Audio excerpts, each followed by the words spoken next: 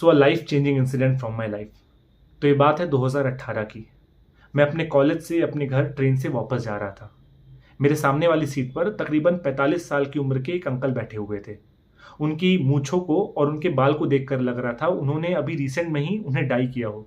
उन्होंने एक सफ़ेद चमचमाता हुआ शर्ट भी पहन रखा था। उनके ठीक बगल में एक मुझसे थोड़ी सी ज़्यादा उम्र का एक और लड़का बैठा हुआ था। अब सफ़र के शुरू से ही अंकल का मूड कुछ ख़राब सा था। थोड़ी देर बाद उन्होंने उस बगल में बैठे हुए लड़के से लड़ाई भी कर ली। वो लड़का उठकर कहीं और जाकर बैठ गया। मैं समझ गया था अंकल पूरे रास्ते ऐसे ही मुंह सड़ाकर ही बैठे रहेंगे। थोड़ी देर में एक चाय वाला आया। अंकल ने एक सिपली चाय की और उसके मुंह पे बोल दिया कि ये बहुत ही वाहियात चाय है, मैं इसका तुम्हें 1 रुपया नहीं दूंगा। थोड़ी देर बाद एक दूसरा स्टेशन आया। मुझे भी चाय पीने की बहुत मन थी तो मैं उतर गया और दुकान से एक कप चाय लिया।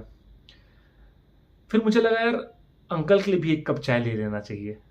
तो मैं दोनों हाथों में एक एक कप चाय लेकर ट्रेन की तरफ बढ़ा और तभी ट्रेन चल दी। अब मेरे दोनों हाथों में चाय है। अब मैं समझ ही नहीं पा रहा हूँ ट्रेन में कैसे चढ़ूं। एनीवे मैं सोच रहा हूँ कि मैं इसे फेंक दूं, क्या करूं, क्योंकि मुझे हैंडल पकड़ना था चढ़ने के लिए। उतने में ही जो दुकान वाला था ना जिसने चाय दी थी, वो मेरे पीछे आया। उसने मेरे हाथ से चाय ली और कहा सर चढ़ो। ओके, मैंने हैंडल पकड़ा, अपना पैर ऊपर रखा और 1 सेकंड के लिए मुझे ऐसा लगा जैसे मेरा पैर आगे जा रहा है और मेरी बॉडी वहीं की वहीं है। ये इसलिए था क्योंकि ट्रेन वेलोसिटी पकड़ रही थी।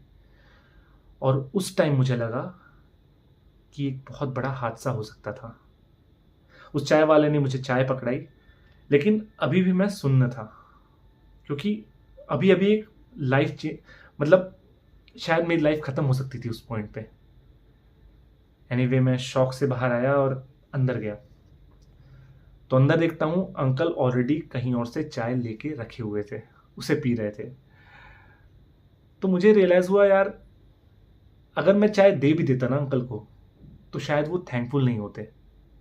और इस चीज के लिए मैंने कितना बड़ा खिलवाड़ किया अपनी लाइफ के साथ। एनीवे इससे मुझे एक और चीज लगी कि वो चाय वाला जो अपना दुकान छोड़कर मेरी हेल्प करने आया था, देखा जाए तो उसने मेरी जान बचाई थी आज। मैंने उस दिन सोच लिया कि मैं लाइफ में कुछ करूं ना करूं, लेकिन मैं एक अच्छा इंसान जरूर बनूंगा।